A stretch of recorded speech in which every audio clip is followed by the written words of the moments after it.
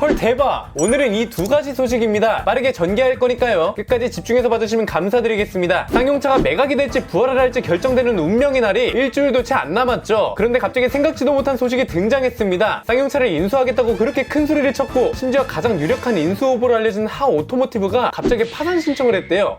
이게 대체 무슨 일이래요? 어떻게 된 건지 보니까 하가 캘리포니아에 있는 자동차 유통업체잖아요. 얘네가 원래 중국 체리 자동차가 만드는 SUV를 반만 조립해 들여와서 단타스와 티고라는 브랜드로 판매할 예정이었는데 미중 관계가 안 좋아졌다 뭐 이런 이유로 계획을 접었다고 합니다. 이 소식을 들은 많은 분들이 쌍용차가 결국 문을 닫겠구나 이러고 있던 찰나에 갑자기 또 이런 기사가 떴습니다. 하가 쌍용차 인수는 계속 추진할 거래요. 아니 이건 또 뭔 소리야? 회사는 파산했는데 다른 회사는 인수하겠다? 이게 말이 되냐고. 이게 내막을 들여다보니까 하 오토모티브가 파산 절차를 돌입한 건 맞는데 카디널 원모터스라는 신생법인을 설립해서 쌍용차를 인수하겠다는 소리더라고요. 그런데 이게 현실적으로 말이 되나? 회사가 파산을 한다는 건 기본적으로 자금이 없거나 뭔가 운영할 수 있는 여력이 전혀 없다는 소리잖아요. 실제로 하 얘네가 자금 운영 여력이 넉넉한 것도 아니라고 하고요. 일단 하가 쌍용차를 인수하려고 2,900억 원에서 4,000억 원 정도의 자금을 투입할 거라고는 합니다. 이건 일단 숫자로만 보면 맞아요. 왜냐면 쌍용차 매각을 통해서 확보할 수 있는 자금 수준이 3,500억 원 정도라고 평가가 나왔으니까요. 그런데 이게 또 문제인 게 아니 인수를 하면 뭐해? 인수를 하고 나서 경영도 잘해야 할 거잖아요. 자동차 회사니까 자동차를 만들어야 할 텐데 자동차를 만들려면 신차 개발도 해야 하고 신차를 개발하려면 개발비가 들어가고 개발을 마쳤으면 공장 라인도 새로 만들어야 하고요. 이걸 좀 더 와닿게 말씀드리면 지금 그렇게 말 많은 코란도도 개발 비용만 3,500억 원이 들었고요. 공장 설비 비용만 해도 최소 몇백억에 직원들 월급도 줘야 하잖아요. 아무리 이해를 할래야 할 수 없는 구조인데 아니나 다를까 지금 기사로도 나오는 말이 결국은 산업은행의 지원이 불가피하다는 분석이 나오고 있다고 합니다. 이게 근거 없는 이야기도 아니죠. 실제로 하가 올해 초에 산업은행한테 2,500억 원 정도를 지원해달라고 요청했었거든요. 그런데 이게 섣불리 나설 수가 없는 게 한국GM 군산 공장도 문 닫고 산업은행 지원을 받았잖아요. 그런데 어떻게 됐나요? 다른 국내 공장 가동률을 높이긴커녕 오히려 미국에서 생산된 차 수입해서 팔고 그렇다고 판매량이 뛰어나게 늘어난 것도 아니고 심지어 스파크도 내년에 단종된다고 합니다. 이렇게 되면 한국GM이 국내 생산하는 차는 두 종으로 줄어들게 되는 거고요.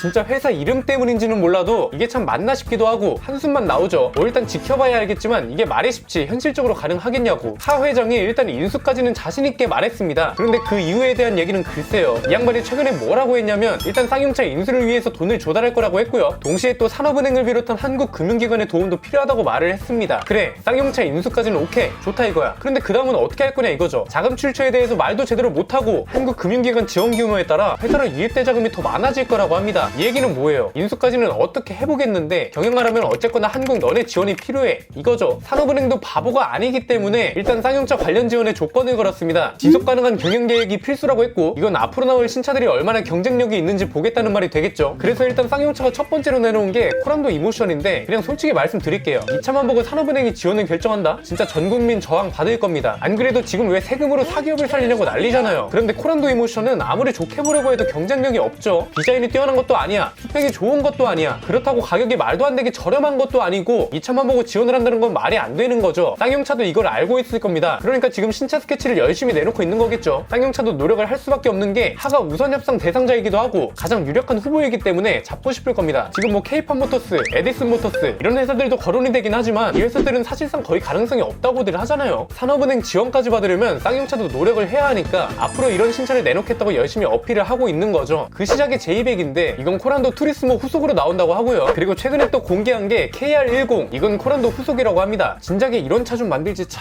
이거 보면서 기업이 왜 모험을 하냐 하실 수도 있는데 이건 모험이 아니죠. 기업이라면 자동차를 개발할 때부터 이 차가 출시될 때쯤이면 이런 게 트렌드겠구나 이런 게 시장에서 먹히겠구나 이런 걸 충분히 회의하고 고민하고 머리를 쥐어짜야죠. 그러니까 전략팀이 있는 거고 디자이너들이 있는 거고 개발팀이 있는 거잖아요. 코란도를 지프 형태로 만드는 건 일단 모험이 아니라는 게 너무나도 자주 증명되고 있잖아요. 쌍용차가 힘들어지니까 귀신같이 레트로 디자인이 열풍이라고 난리죠. 브론코는 거의 뭐 사전 계약 때부터 장난 없었고 랜드로버, GMC 이런 SUV 전문 브랜드들도 죄다 레트로 감성을 자극하기 시작했고요. 쌍용차도 진짜 스케치만 보면 야 이렇게만 나오면 진짜 대박. 아니 대박 안 나는 게 진짜 이상할 것 같습니다. 그래서 현실적으로 냉정하게 한번 따져보자고요. 일단 전제 조건이라도 희망적으로 설정해볼까요? 만약에 하가 쌍용차를 성공적으로 인수했어요. 그런데 쌍용차가 최근에 자구안이 뭔가요? 평택공장 부지를 매각하겠다고 했죠. 아니 쌍용차의 메인이 평택공장이고 자동차를 만들려면 공장이 있어야 하는 게 당연한 건데 이걸 매각하겠다뇨. 일단 이 평택공장을 매각하고 새로운 공장을 짓겠다고 하긴 했습니다. 그리고 공장 가동을 중단하지 않으면서 새로운 공장에 같이 지을 거래요. 2026년까지 친환경차 6종도 출시할 거라고 하고요. 이게 가능한가? 4,500명이나 근무하는 공장을 이렇게나 빨리 옮긴다고요? 신차 계획도 살짝 의구심이 들죠. 2026년까지 얼마 안 남았어요. 벌써 올해는 7월도 다 갔고 5년 반도 안 남았잖아요. 그런데 이 기간 동안 친환경 차를 6종이나 만든다? 신차를 개발하려면 돈이 필요하고 개발을 했다 해도 공장 설비에도 돈이 필요하죠. 마케팅은 또 공짜인가? 이것도 결국 산업은행이 지원을 해줘야 가능한 건가요? 잘 모르겠네요. 쌍용차가 지금 연간 10만 대를 못 팔잖아요. 만약에 하나 쌍용차가 말한 게 현실이 되려면 적어도 기아만큼은 연간 판매량이 나와줘야 하지 않을까요? 사실상 이 정도면 회사를 다시 세우는 건데 현대기아차 다 합쳐도 힘들지 않을까 싶기도 하고요. 일단 쌍용차가 지금 성공하려면 박리담의 전략은 필수죠. 쉐보레나 르노, 삼성도 못하고 있는 건데 차를 많이 팔아서 일단 점유율을 높이는 게 우선이죠. 그러려면 당연히 가격 경쟁력을 갖춰야 하니까 대놓고 비싸게 팔 수도 없잖아요. 상품성도 현대차 이상은 아니더라도 비슷하게는 맞춰야 하고요. 그러려면 그만큼 개발에도 더 많은 비용과 시간이 들어가야 하죠. 이게 여러모로 상황이 참 어려워 보입니다. 그래서 일단 쌍용차가 자구안으로 또 내놓은 게 직원들을 2년간 무급휴직 시키겠다는 겁니다. 이것도 일단 겉으로만 보면 현실적이겠죠. 왜냐면 공장 하나만 짓고 운영하는데 많게는 조 단위가 들어가니까 4,500명이나 되는 직원들 월급이라도 아껴서 공장 짓고 운영도 하자 이거죠. 대신 직원들을 자르지는 않고 돌아가면서 무급휴직을 시키고 이렇게 하면 돈도 아끼고 공장도 운영하고 이렇게 된다는 거죠. 그런데 이것도 좀 의문인 게 바로 앞에서 말씀드렸잖아요. 회사가 살아나려면 차를 그만큼 많이 팔아야 하는데 그러려면 생산량도 그만큼 많이 나와야 하고요. 이게 가능하려면 공장 가동률도 현대차만큼은 나와줘야 할 텐데 직원들 근무 시간은 또 줄어들어요. 오늘 얘기가 계속 돌고 도는 것 같아도 그럴 수밖에 없습니다. 가장 유력한 인수 후보인 하도 한숨 나오는 소리만 하고 있고 그렇다고 쌍용차가 내놓은 자구안이 그렇게 뾰족한 방법들도 아니죠. 산업은행도 오케이 좋아 지원해줄 테니까 잘 살려봐 지금 이런 입장도 아니잖아요. 일단 스케치만 보면 진짜 대박 나겠다 싶죠. 현실에서도 J100과 KR10이 성공을 해야 합니다. 그래야 쌍용차가 숨통이 좀 트일 거예요. 스케치만 보면 진짜 멋있잖아요. 이렇게 멋있는 차가 한국 브랜드로 나온다는 것 자체만으로 얼마나 설레요. 사람들이 그렇게 기다리던 디자인이기도 하고요.